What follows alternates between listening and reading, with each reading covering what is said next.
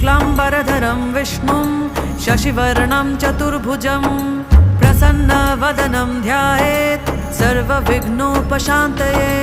व्यासं वसिष्ठनप्तारं शक्तिः पौत्रमकल्मषं पराशरात्मजं वन्दे शुकतातं तपोनिधिं।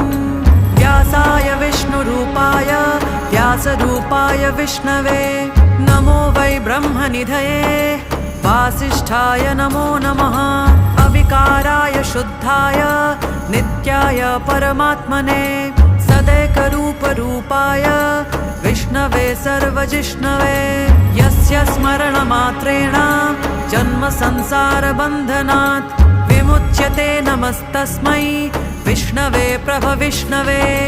ॐ नमो विष्णवे प्रभविष्णवे। श्रीवैशम्पायन उवाच श्रुत्वा धर्म